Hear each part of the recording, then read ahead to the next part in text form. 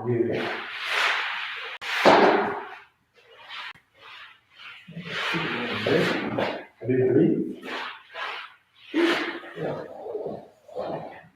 I think Jeremy and Denise Walton should come to the house.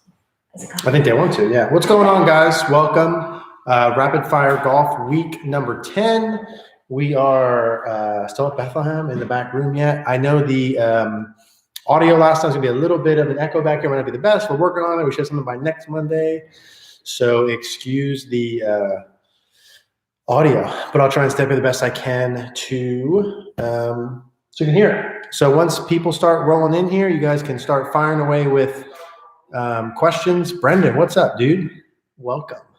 Are you coming down next couple of weeks?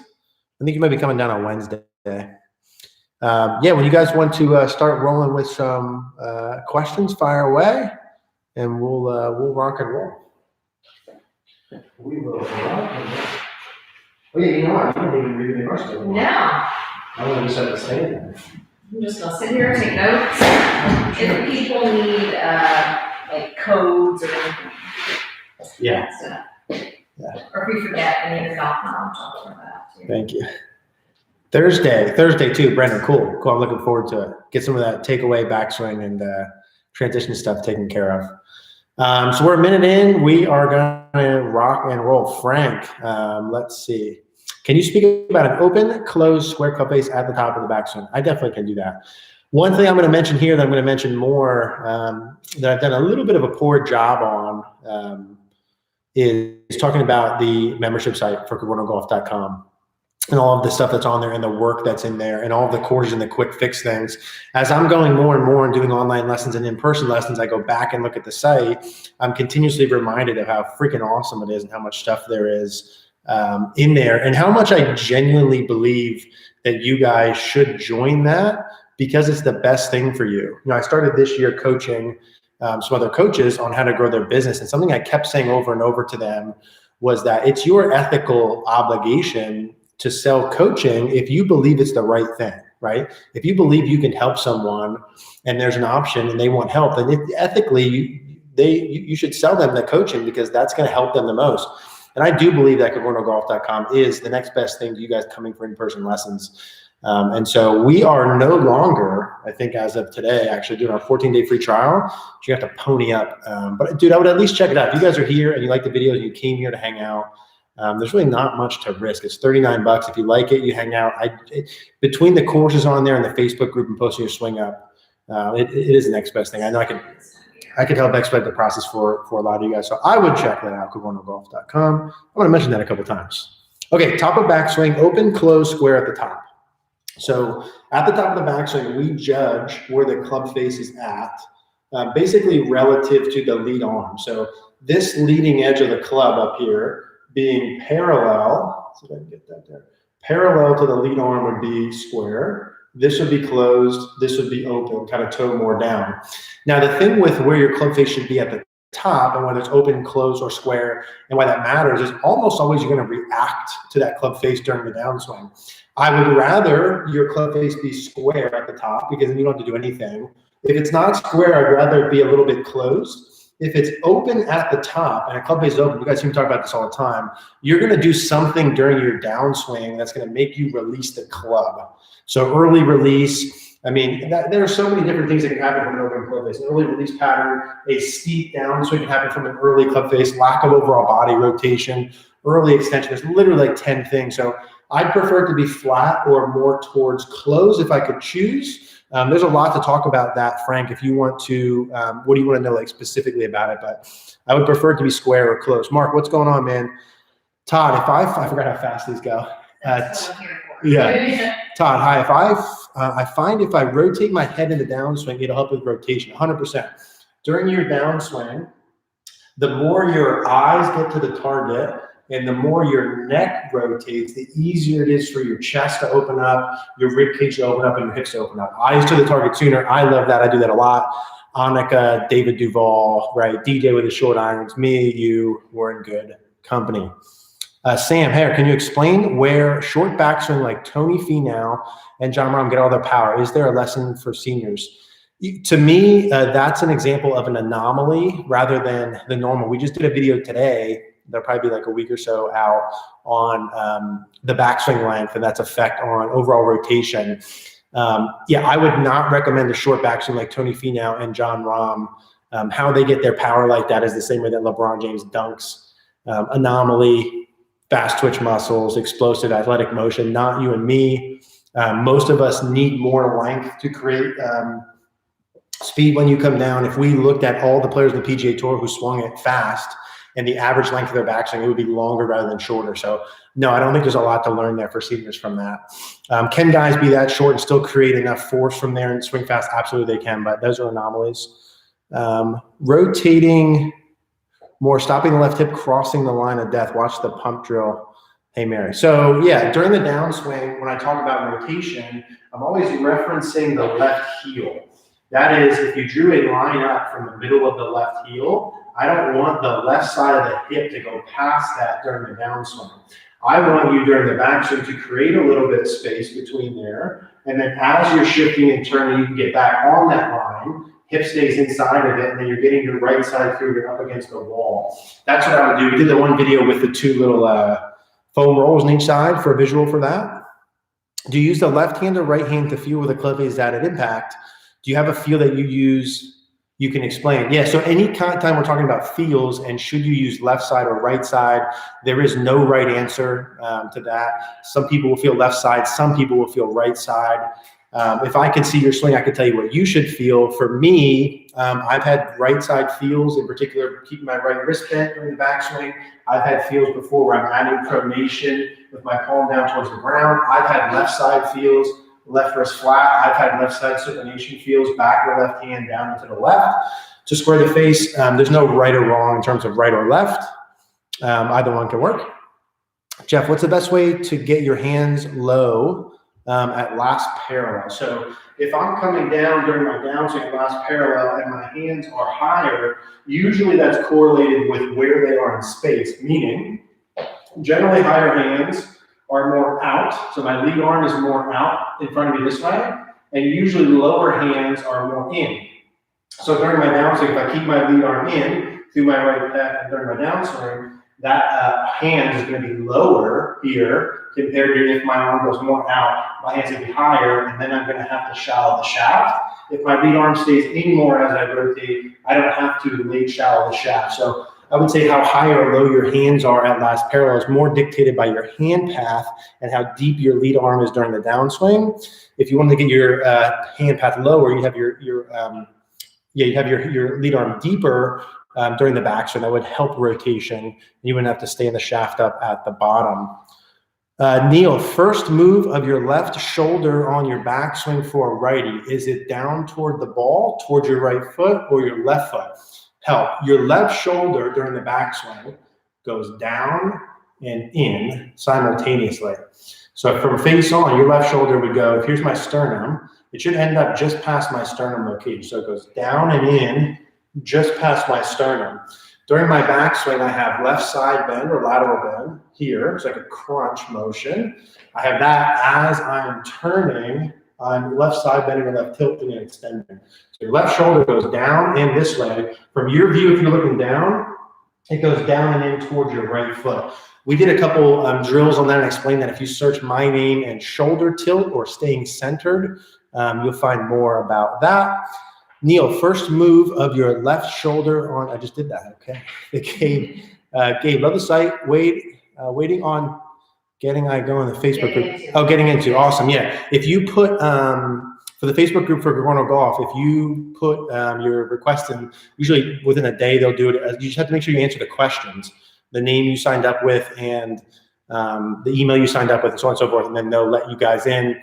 As he said that, another reminder here for you guys, we have a Facebook group if you're a Cogorno Golf member where you can post your swing in and I can give you feedback. Literally, like there are answers to all the questions you're asking if I could see it. If I can't see your swing, I can only hope so much. If you join the site, you can post your swing in there. I can answer whatever question you have and guide you through how to do it. And we have all the courses to do it. Like you guys need to be, more you guys need to be checking that out. Where am I at here? Robert. Hi, Eric, have you ever encountered a client who hits their 3-wood farther and better than their driver? If so, what do you take from that? Yeah, for sure. I definitely have people who hit their 3-wood better than their driver. You got guys like a Henrik Stenson who hits their 3-wood exclusively, doesn't hit a driver at all. Most times it has to do with angle of attack and loft. So most people who hit their 3-wood better than their driver have a more descending angle of attack, which means they hit down more on the ball. And so the 3-wood, the way the head's designed, and because it has more loft, you can hit down on it, and the numbers actually work out where it produces a better impact condition compared to a driver. If you hit down on a driver with less loft, there's a thing called spin loft. Sometimes that can get jacked up, where if you hit down enough and you have the handle forward with your 3-wood, the dynamic loft and angle of attack actually match out with the ball speed's pretty close, and you can hit that farther. So I would look for those players to adjust their angle of attack primarily with driver, which is tricky because if you're really good with your 3-wood, you want to keep that. But then with your driver, you're probably not as good and hitting as far because your angle of attack's too down. I would need to see why that is. I would make sure ball position's forward enough, make sure they have enough access tilt. With a 3-wood, when the ball's down, you can get away with being more straight up and down and going forward. With the driver, you need a little bit more side bend, get the ball more forward, and be back on it a little bit more as you rotate. So usually angle of attack. Let's see here. Gabe, getting into the, oh, okay, gotcha. John, what does rear shoulder extension in the downswing feel like for you? What is rear shoulder extension? I'm not sure what rear shoulder extension means. So John, if you could explain what rear shoulder, I know the rear shoulder protracts and retracts. Mary, if you see that come up. Okay. John, yeah. Sweet. Joey, hey Eric, I'm having issues in the backswing. My right leg straightens too much where I create my hip turn. Any tips? Yeah, keep it more bent for longer if you're having problems with that. During the backswing, when you start, your right leg should have some flex. The kneecap should be over the balls of the feet. During the backswing, your right leg should lose some flex. I don't like to be locked, but it should lose some flex. From face on, if you put the line down here, your right hip should create a little bit of space between the line and your right hip there like that. So if you're straightening it too soon, and having problems with where your pelvis is at, don't turn as much early and or keep your right leg a little more bent. It should still lose flex. I'm not saying go like this or keep it gravity. It should still lose flex, but just not as much. It sounds like you already know what your problem is. You got to do the opposite. Mark, hello from Ireland. What's up, man? Learning as you look. You're welcome. Thank you for being here. Scott, good drill for right arm straighter post impact. Also, how to keep the right wrist bent during the downswing. Good drill for right arm straighter post impact. Straighten it more post impact. So that could be something like a tour striker ball between your elbows and working on that. I would really want to know, hey, why is it not straight post impact? Why is it bent? Are you bending it and throwing your wrist because your club face is too open?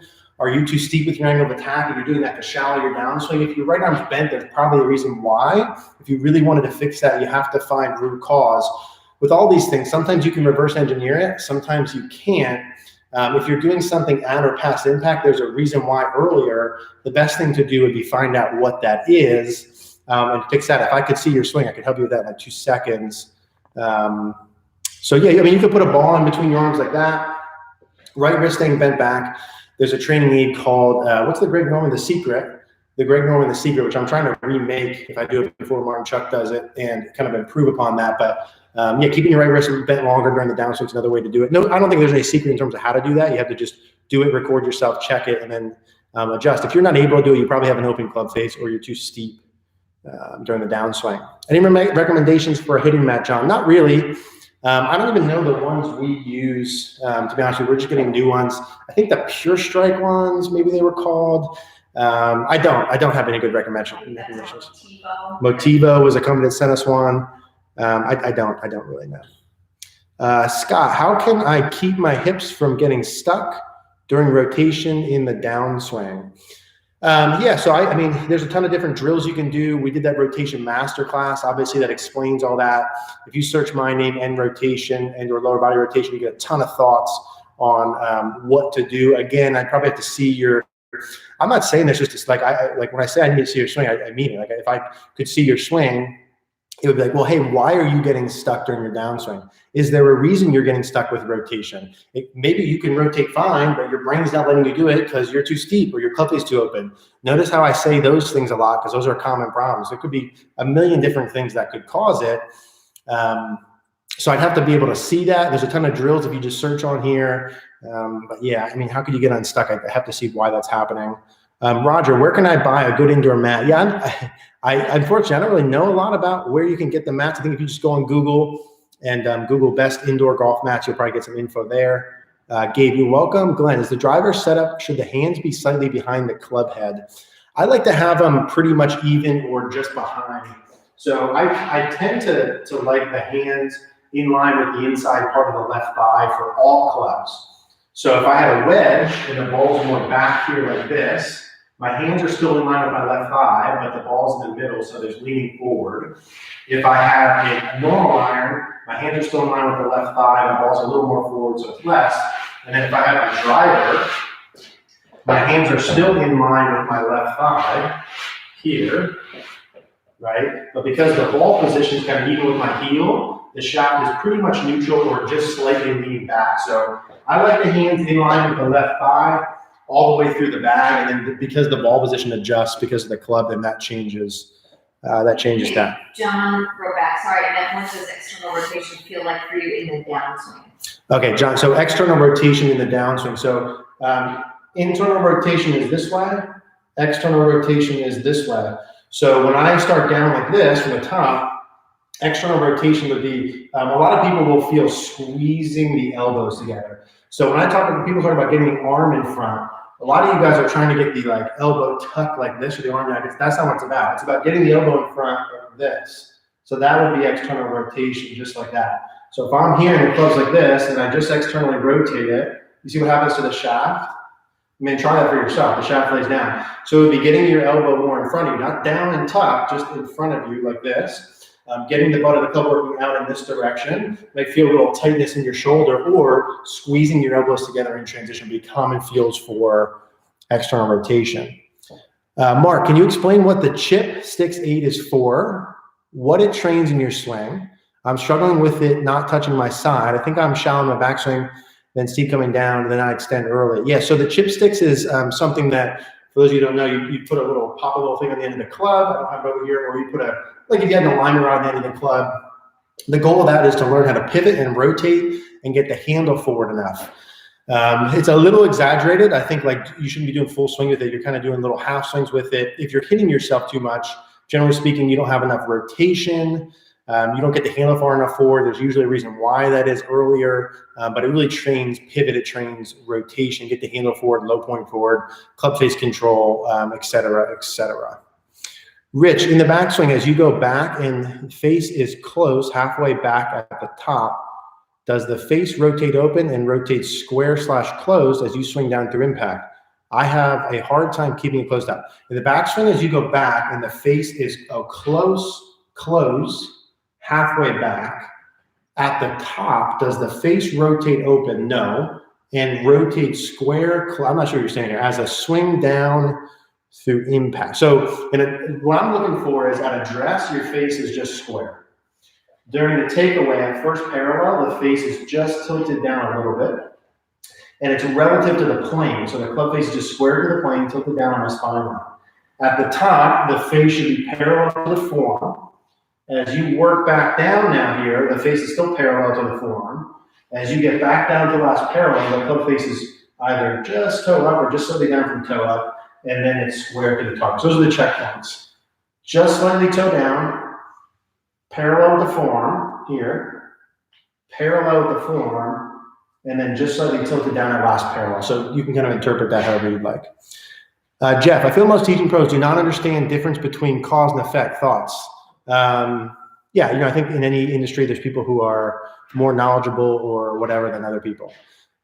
So I'll leave that at that. Robbie, should I have a forward press with wrist before takeaway to act as a trigger? You can, you don't have to. I don't think, yes, everyone should do that. And I also don't think, no, it's terrible. Most good players start with the hands inside of left thigh. If you're going to press a little forward as you go back, the thing you got to watch is sometimes when people press forward like this to do the wrist conditions and they go back, what happens is the club face gets low and inside during the takeaway. So a lot of people who press get too far inside early when you go back. So you just have to watch when you press forward, when you preset a flat left wrist, you're also presetting ulnar deviation or unhinged, which would just be the shaft wants to go vertical and you would go low and inside. So if you're gonna press, just make sure you hinge it enough during the takeaway so that it stays in line. Mr. Robert, line pencil, do you and Mary miss seeing Winston at infinity? We do miss seeing Winston at infinity. We don't miss seeing you or the weather in there. No, we do miss seeing Winston. I hope Winston's okay. Steven, why is hitting 3-wood so hard? Can smash driver, lots of us low handicaps here struggle with 3-woods. Yeah, 3-wood off the ground's hard. It's hard for all of us. There's very little margin of error. If you think about it this way, there's a ball on the ground and then the club is working down to hit the ball. The angle of attack is the reason why it's hard. So if the ball's on the ground and I'm hitting it, if I hit a sand wedge 8 degrees down, that means the club head's working down quite dramatically, right? So the more the club head works down, it's easier to get the ball off the ground. It's pretty easy to hit it like that. With, let's say, a 3-wood, you're hitting pretty darn level to the ground, right? Do you see how that would be harder as the angle of attack gets shallower and shallower and shallower?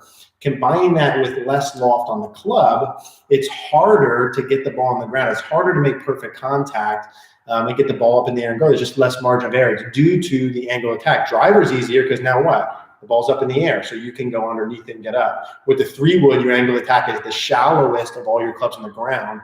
That's why it's the hardest. That's why a sandwich is easier, because you have more loft and you hit down more.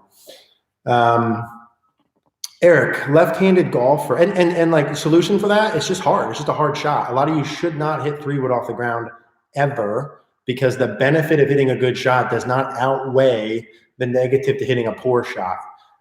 Literally, if you're not shooting par on a regular basis, I don't think you should hit 3-wood off the ground at all this year. Robbie? Hi, Eric. Left-handed golfer looking for good release drill. Seem to be flipping at impact. The best release drill is finding out why you're flipping, which is usually because of an open club face, and fixing the open club face earlier. I would make sure you have a strong enough grip. Your wrist conditions are good. Make sure during your backswing the club face is slightly tilted down. I could literally fix that in like a minute if I saw you in person, because I would figure out why your face is open and fix that. So I wouldn't do a drill to fix it at impact. I'd do a drill to fix it earlier. You have to find out why that is. Again, I'm going to cogornogolf.com. I would join, throw your swing up. I'll tell you exactly why it is, exactly how to fix it. Easy peasy. I'm stuck in and out. Oops, I lost my thing here. Okay, I'm stuck in, out to in path. Nightmare. I'm stuck in an out to in path nightmare. Want to get it closer to in the out path. Need some feel points. Thank you. Yeah, so if you're out to in, so during the downswing, too steep over the top, you need to go more inside out. Search my name and shallow. We have a ton of different shallow drills. What I would start you with probably is a feedback station where you put a line rod or something out in front of you and you have to swing underneath it. How to hit a draw. Search, if you search my name and how to hit a draw, that will come up. In reality, from the top, it depends on why you're over it this way, but you're going to have to feel like the club is like dramatically farther behind you during the downswing, and you're going to need a feedback station in front of you to exaggerate enough, and maybe a video to how you actually see feels versus reels, because you're going to be like, holy shit, I'm really far behind me, and you're going to look on video, it's going to look probably normal. So if you search my name and draw or fix slice, any of those sort of things, you'll find a station for that. Okay, experimentation did. James, my 10-year-old is wanting to take up golf. Do I just turn him loose and develop some bad habits or start some lessons? Yeah, that's a tricky one. I think you want to keep it as simple as possible when they're young and make sure it's fun. Having said that, when you hit better shots and play better, it's more fun than when you don't. It really depends on the individual. Some kids can handle more formal instruction earlier. Some kids it takes later. I would say less is more in this sort of situation, meaning I would do as little instruction as humanly possible for all of you, but especially when you're younger. It wouldn't hurt to get his hands on the club the right way and get some kind of basic things. Like if I saw him come in and we saw like 6 things, I'd probably only do like one little thing at a time, give him a couple of weeks or months go, and then one little tiny things, but really try and keep it fun. So it really depends on the kid, I think. David, how important is matching your grip, weak, neutral, strong to cupping or bowing at the top? I don't hear enough instructors talking about that, and I think that is a crucial part of square impact. David, yes, absolutely. If you search my name and matching wrist conditions to grip or something along those lines, we've done, I think, 2 or 3 videos on this topic on how your grip affects your wrist conditions, and you're spot on with that. The stronger your grip is, the more you will have a little bit of a cup and the face is still square. The weaker your grip is, like this, the more you have to bow your left wrist to get the face square. Same thing at last parallel. If I have a really strong grip like this, I can be cupped down here and still have a good club face. If I have a really weak grip like this, I have to be bowed down to have the face square. So if you have a neutral grip, you want a flat left wrist the whole time. If you have a really strong left hand, you still probably want pretty flat, but you can get away with a little cup, or a little cup matches nicely. If you're weak, you got to definitely be bowed.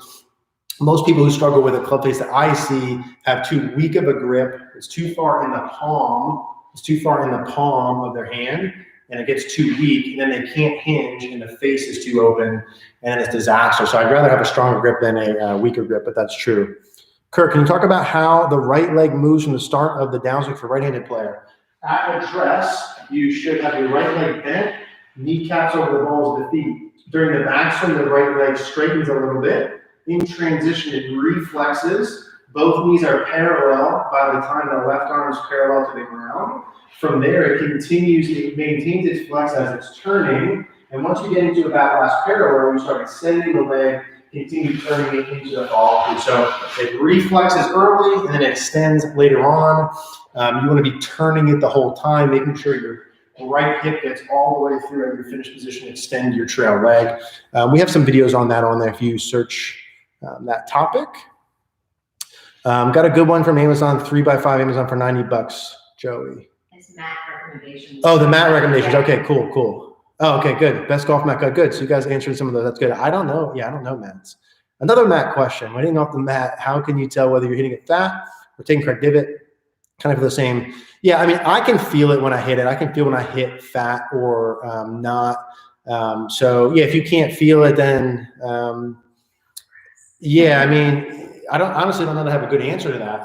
When I hit it fat off the mat, I can feel it. It doesn't feel as fat as when I hit it off grass. Like when I hit off grass, it's like very apparent.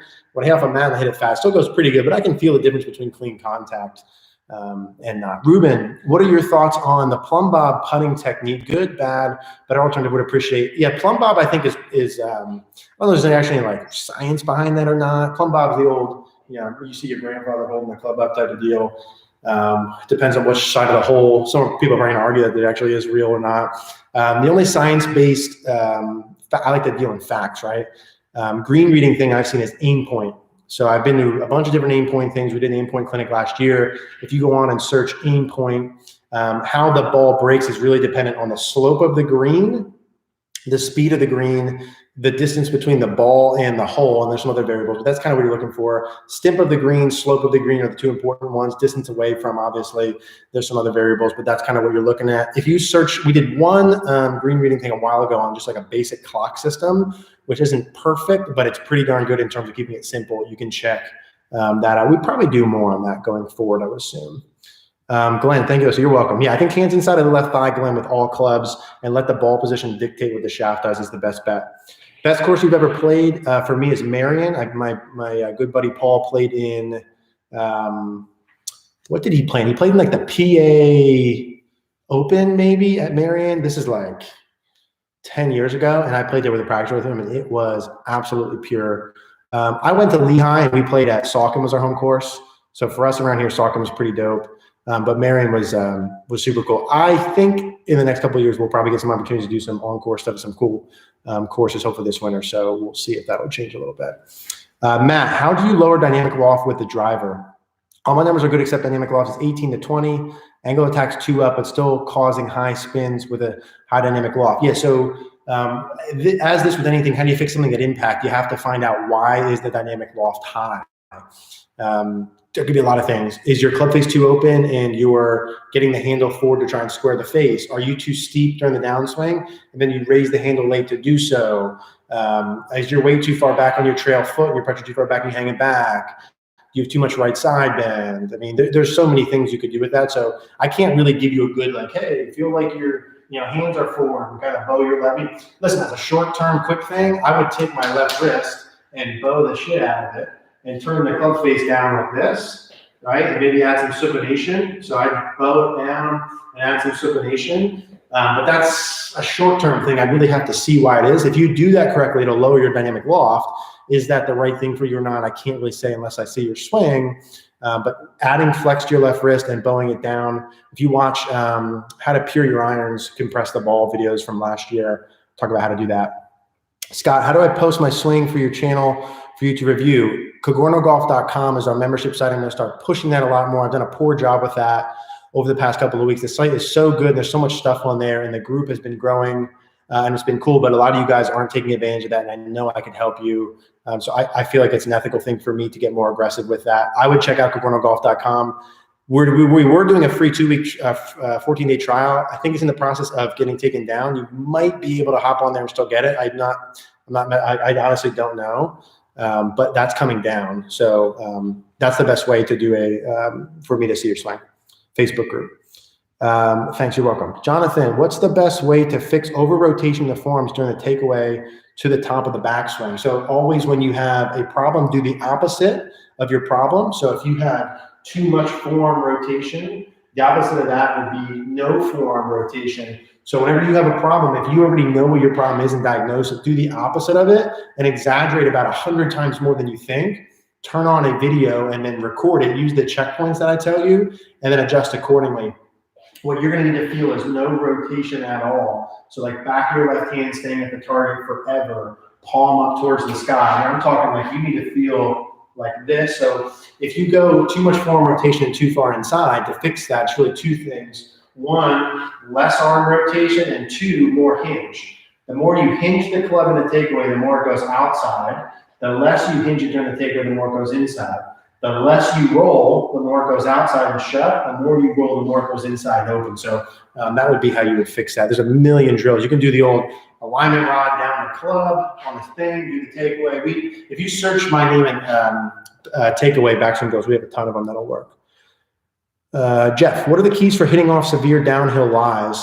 So this is another one where like it's tough, like some of these things I think and I'm not saying you in particular, but some of these questions come up like as if like, what's the magical solution for that? Like, dude, 3-wood off of ground's hard. Like it's hard. Downhill lie, tough. Like just tough. Like some of these things are just going to be difficult.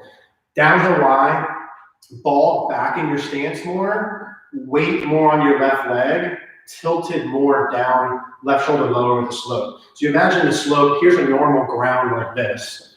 Downhill lie, the ground's like this, meaning there's ground now behind you, which means your club needs to approach the ball from a more vertical angle. So what would you do to have your club approach the ball with a more vertical angle so you don't hit it fat? What would you do? You'd move the ball back, you'd put more weight forward, and you'd tilt forward, and you'd swing down, and you'd hope, okay? And you try not to do a Superman shot and get the ball back in play and use your short game in other parts to get the ball in the hole. The ball's going to come off lower and roll more, so you have to factor that in. Trying not to hit the ball to the point where it gets to the severe downhill lie would be the better thing. Ryan, how would a right foot trail foot coming up before impact lead to early extension? Yes. I've watched all your videos and can't find the root cause of why the heck I'm doing this. Driving me crazy. Why your right foot's coming up could be a lot of things. There may not be a root cause to why your right foot's coming up. That might be the root cause for the early extension. Sometimes your right foot coming up, when your foot comes up, that's associated with pressure going towards your toes, right?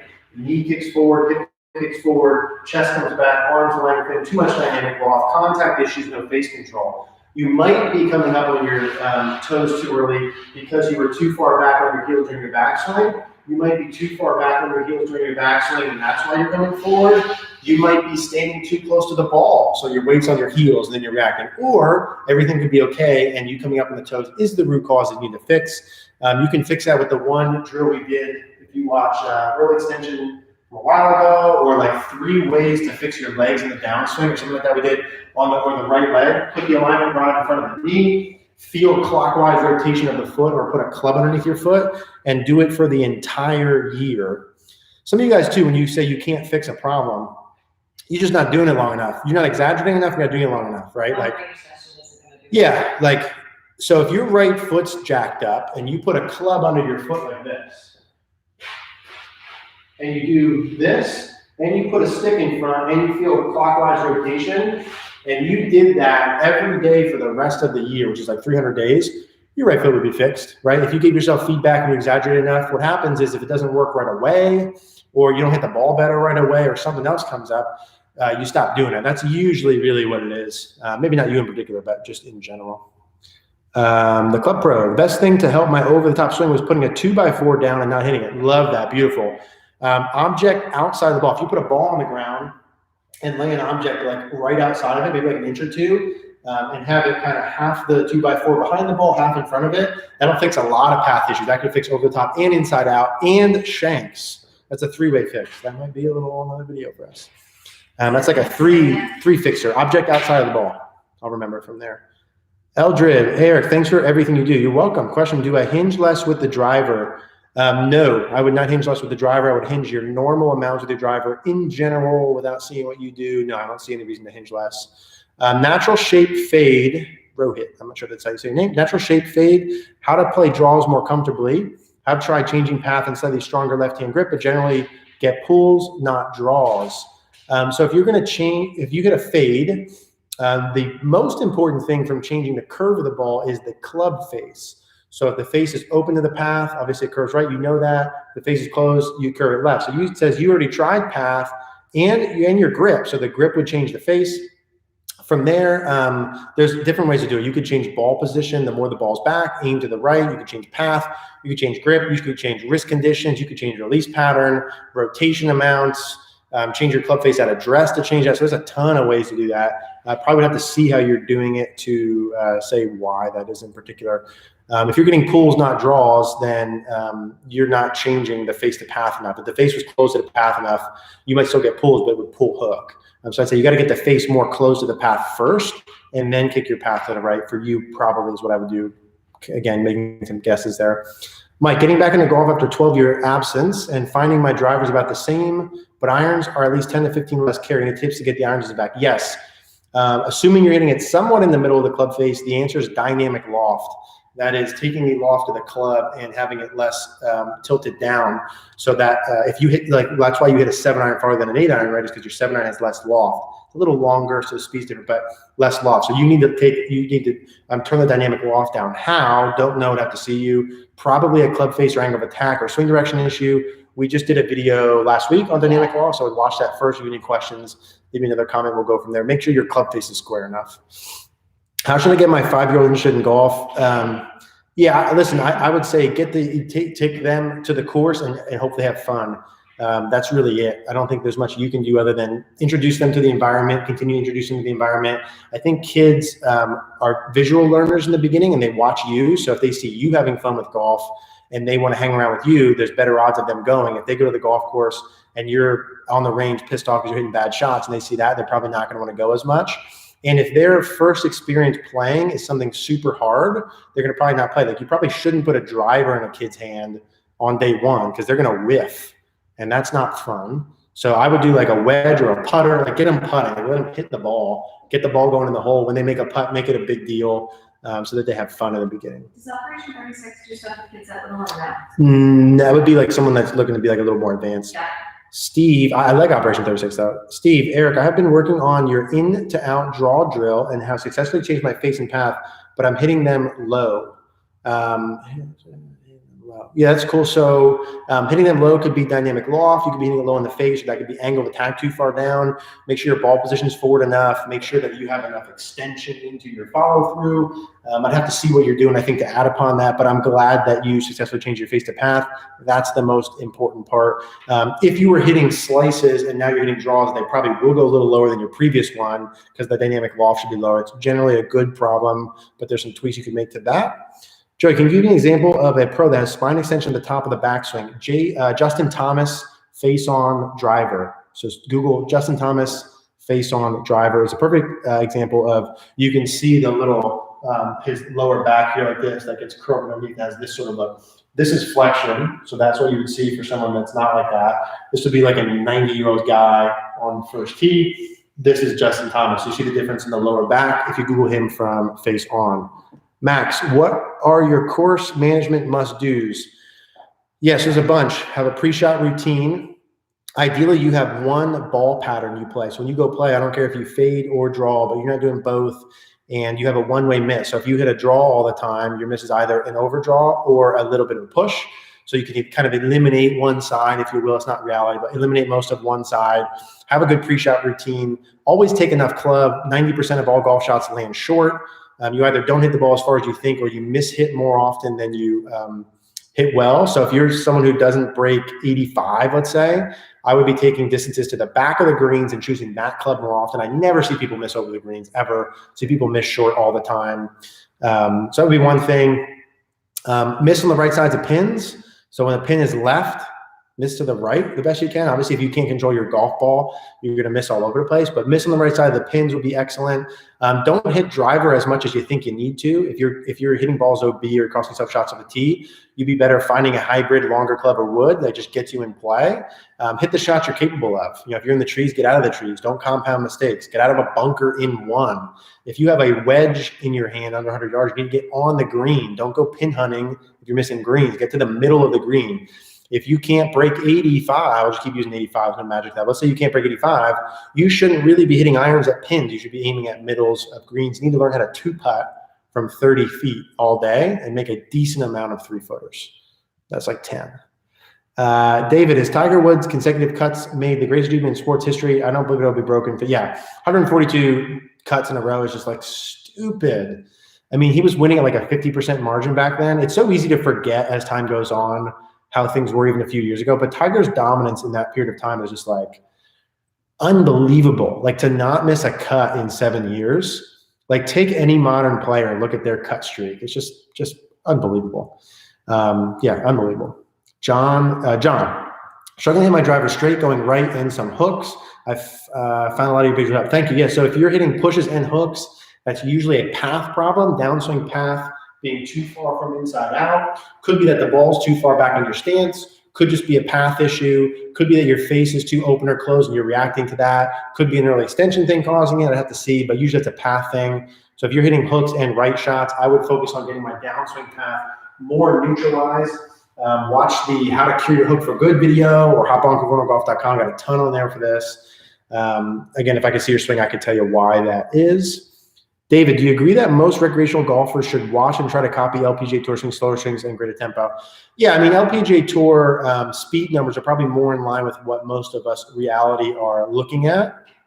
So from a mechanical checkpoint list, like the checkpoints that I'm looking for in the swing that I talk about all the time, those are true whether it's male or female. Like I've studied a million swings, and it's the same fundamentals. So what you're trying to do is really not different. The people on the PGA Tour that have more body weight and greater size are able to produce more speed doing so, but the inherent mechanics aren't really all that different. That's like if I were to squat and you were to squat with a bar on our back, or bench press, let's say, and you and I had the same bench press form, but I'm 6'5", 250 pounds, and you're 5'5", 150 pounds, I'm going to probably bench more than you, even with the same form, because I'm bigger. That's kind of the same thing. I don't think the mechanics are really all that different. Frank, how much does the shaft drop under the plane in transition when shallowing? Is this why someone like Sergio Garcia appears with so much lag? Yes, it is. So it depends on the player. Some players, if we use a reference from where they are at left arm parallel and drew a line down the shaft, I like to see the butt of the club at the ball line or just inside ball line. So this angle on the screen, it should be slightly underneath that coming down. Most players do not have a big shallow end. They have a small shallow end. And it depends on how you go back, meaning players that get the shaft much more vertical going back. Keep in mind during the downswing, to play functional golf, you must return the club close to the original plane you started on. Meaning, this is the original plane. If I start like this, you draw a shaft up forever. I need to get on that plane. So here's on that plane. See how this here, a line up, and that is still on the same plane. I need to get back on that plane no matter what. So if I go back and I get vertical, well, from here, how do I get back on that plane? Not this way. This is my only option from there. If I go back and I go really shallow, I gotta get back on that plane. How do I get back there? We need to do a video on this. Backswing plane, backswing plane. If I go here like this, and I come down, now I'm back on that plane. How did I do that? I steepened that. That's all that was just like a golden little nugget, that flat. Sometimes you speak and you come and you hear yourself, you're like, holy shit, that was really good. That was one of those moments. When you go back, you have to get back to the plane. If you go steeper, you're gonna need to shallow it out to do it if you're gonna play functional golf. If you go flatter, you're gonna need to get steeper to do it coming down. So most people, when they go back, just have a real small plane shift, not a big one. But if they go back really vertically, like a Jim Furyk, well, what do they have to do? Of course, they're gonna have a bigger shift because they went back vertically. If you watch someone who goes laid off to the top, of course, generally speaking, they're not gonna go super under. Some do, like Sergio goes super under, and then he's steep late, he gets a little cutter out there. So whatever you do going back is kind of the opposite coming down. That was good. If I do say so myself. That's one of those things that's like so, like when you hear me say that, like I listen to Jim Rohn all the time and some of these guys on personal development, and sometimes they say something that's so simple, and I'm like, oh my God, that's so good. And like, it's so simple. Why didn't I think of that? And sometimes that's how a lot of this stuff is. We're like, yeah, duh, the club needs to get back on its original plane. So wherever I deviate from that going back, I'm going to try and get it back on that plane. That's why I get steeper shallow. Easy peasy. Yeah, but just like knowing that concept is so good. This one is arrested. Okay, I don't know what that even means. Jeff, how is correct driver shaft length determined? There's a lot of variables involved with that. That's how tall you are, how long your arms are, your grip, how the club fits in your hands, your contact point on the club, the lie angle of the club. There's a lot of variables in that I can't give a real simple answer on. There's many variables that would line up for that. All work and no play, not good. Yeah. Can you get this Megan person off of here? Megan? Okay. Yeah. Ruben, playing in my first tournament next month. Any advice leading up to it during? Yeah, so like when you're training and you get thrown into the fire, they're always different no matter what you do. The goal is to make your training as close to the real environment as possible. If I'm going to go give a speech in front of 10,000 people, it's pretty good for me to start talking in front of a mirror, get my speech down. But then if I can get in front of 100 people, that would be closer and that'd be good. And then 200 people. So the closer you can get yourself to that real life environment, the better. Meaning what would be, make your practice hard. And then if you have a tournament, play someone for money beforehand. Play with someone you don't know. Get yourself in uncomfortable environments leading up to it so you can mess up more in that environment and succeed more when you go play. The more you get thrown into the fire, the easier that's going to be. But you got to get into the fire. You can make your practice harder, but you got to get thrown into the fire. And focus on the simple things. Get a ball pattern down. Make sure your short game's really sharp and be on the course enough. A lot of on-course play. Steve, thank you to you and Mary. You are very welcome from both of us. Mike, thanks. Have watched that and many of the other videos on that. My launch angle with my 34 degree is around 23 degrees, but working on getting that lower. Good. Yeah, good. Get it lower, man. All my iron strikes are towards the heel. Could be a lot of reasons why you're towards the heel. I'm not sure your name is on there, but we'd have to see it. Why are you on the heel? That could be weight in the feet would be, I'd say, the most common thing. So if you're starting too far on your toes and you back out of it, if you're starting too far on your heels and you come up on it, that could be you get too deep during your backswing like this, and then you throw back out coming down. That could be a pivot issue. That could be a distance away from the ball issue. That could be a swing direction issue. Again, if I could see your swing, I could tell you why. We have a couple of things on there to like quick fix a shank where you put an object outside of the ball, like we're talking about before, the 2x4. That could help in the short term, but probably not going to fix the root cause. So, again, if you want to check out CogornoGolf.com, post your video up there. I can help you with that. Alex, Eric, any suggestion for a 20 handicapper to get a strong mental image to help the upper body turn more than the arms in the downswing? Yeah, I don't think that's what you need. So I'm going to answer it a different way. From a mental image, from here, how to get the upper body turning more than the arms. That would be from the top, getting your chest and shirt buttons closer to the target and getting to the target sooner before your arms and hands come down. That could be something like getting your arm going into your pec as you come down instead of it coming off your pec, leaving your arms and hands up and turning into your left arm as you work down, getting your chest open sooner, eye line at the target sooner, or some like feels that you can do with that. But ultimately, you got to give yourself feedback on that, right? So like do a swing, record yourself, feel like you really whip open your chest if that's what you need to do, and then watch it. And then if you're like, holy crap, my chest didn't really open that much, good. The next one, double your amount of effort and exaggeration, and then rinse and repeat that until you're getting closer. Oftentimes, it's just a lack of awareness and exaggeration there. Stacy, how do you get your launch angle to increase with your driver if you feel like you're covering the ball as with your irons, not hit down your driver? Yeah, so you shouldn't do that. So I think you answered your own question there. How should you get your launch angle to increase with your driver if you feel like you're covering the ball with your as with your irons? You shouldn't feel like you're covering it with your irons, or else your dynamic loft is going to come down, your launch angle is going to go down. With the driver, when we're trying to hit up on the ball, your setup should be different. So that should be the first thing that's different. With my irons, ball's more in the middle of my stance, and I don't have as much tilt. So when I set up with my irons, like nothing with a wedge access tilt, maybe 2 degrees with an 8 iron and a little more. With a driver, I'm probably looking at like 6, 7, 8, 9, 10 degrees of tilt. So that should help hit more up on it. The ball's more forward. Because I'm tilted back, when I go up, I'm maintaining that tilt. I'm maintaining that right side bend, so I'm more behind the ball. If you do feel like you're covering it like your irons, then you're going to have a lower launch angle. You can change release patterns with that as well. How much you release your lead wrist, it would depend on where your clip-based angle is to do that. But setup should be most of it. Kurt, at par 5 of my club usually gives me a 235-yard second shot. Green has water on the right of the green. When should I pull out my 3-wood versus hitting 9 and wedge? Kurt, write on here what your average score is, and then I'll answer that for you. Brendan, any advice on keeping tempo similar day to day? I find when playing alone, my tempo is far better than when I'm with a group. How do I get the two closer? Yeah, so I think practicing with that and being understanding what your tempo is good. But I think a lot of that comes down to pre-shot routine. I know we had a little discussion on this. Is if it's good by yourself and you know how to do it, when you're with other people, I would assume your routine and thought process changes.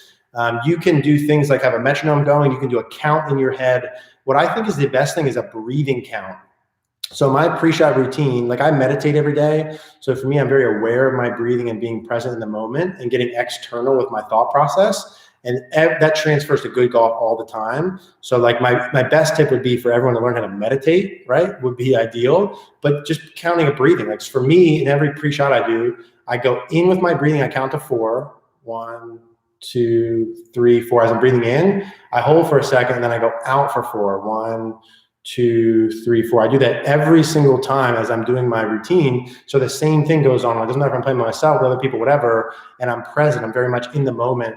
I'm very aware of my senses around me. So when I'm out playing, I'm looking up in the clouds. I'm looking at the trees. I'm noticing sight. I'm hearing things. I'm smelling things. I'm feeling things. I'm very in the moment and with my breathing. That might be too woo-woo-y for some of you, but that's the best thing that I've ever found. That is how you can have your tempo good and play the same no matter who you're playing with, is learning how to meditate. Kurt's at 8.9 index. Kurt, 8.9, you should lay up every time and never hit your 3-wood.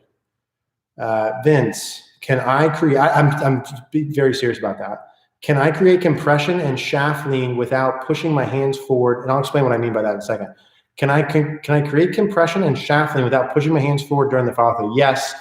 For the handle to get forward, you have a couple of baseline options. You could shove your hands forward. I wouldn't do that. You could shift way left. You maybe want to do some of that, but not all of that. Or you could rotate.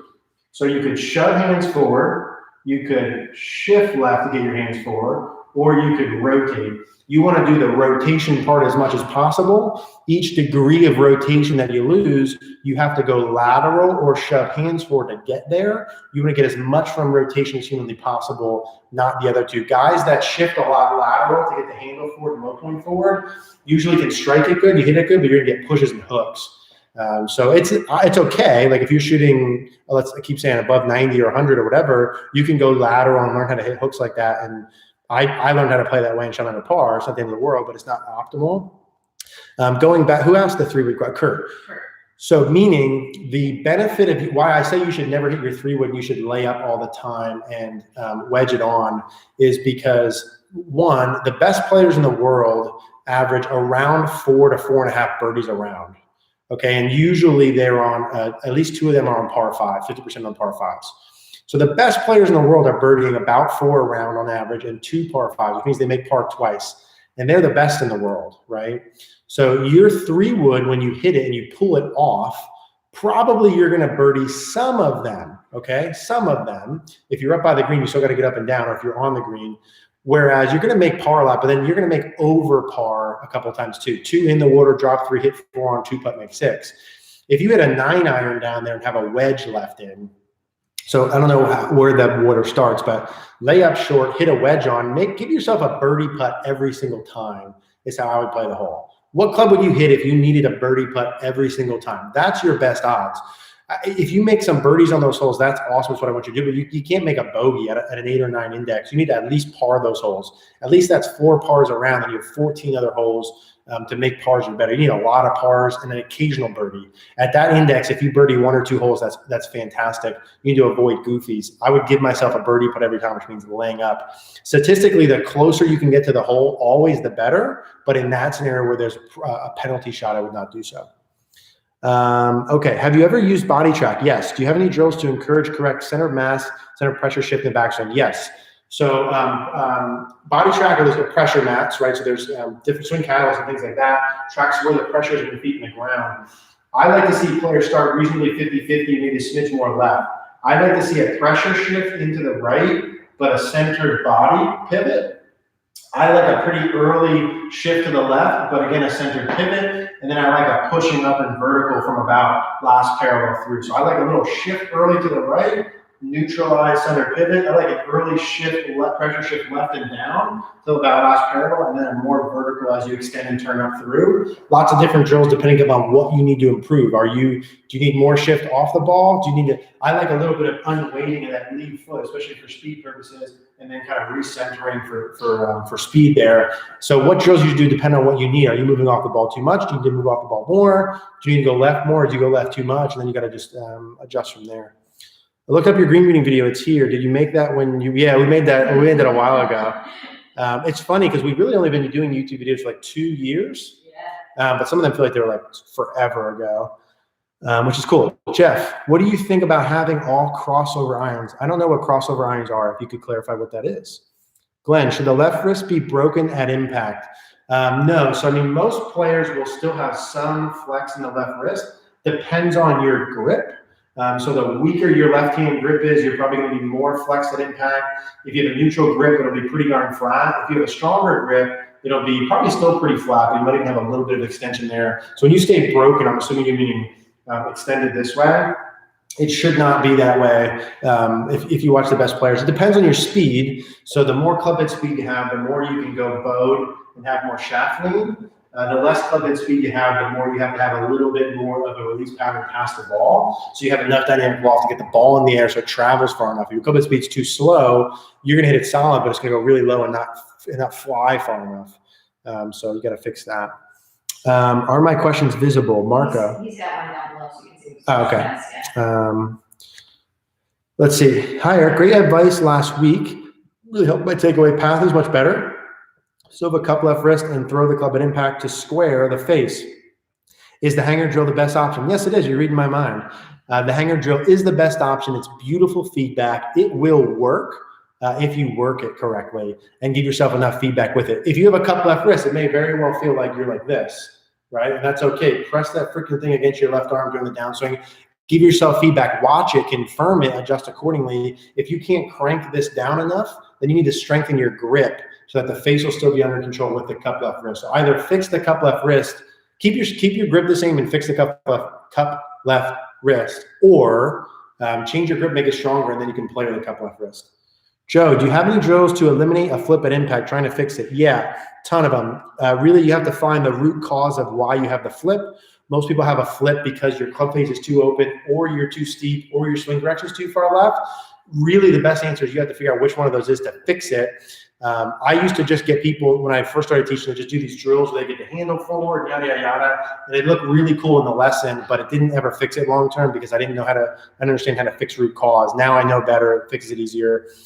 All you guys that ask questions on here, I'm being very genuine and serious about this. If you can't fix it by yourself, at least check out CogornoGolf.com so you could post a video on it. Post a video, I'll tell you exactly why you're doing what you're doing and exactly how to fix it. You don't have to be a member for life. It's $39 a month. Like, it's not that much money, and I'm going to give you a solution to your problem. So at least check it out. If I'm telling you you need to see your swing, I could help all you guys very quickly on there. So we have like 50 seconds. I'll do maybe 1 or 2 more. Pookie, always on here.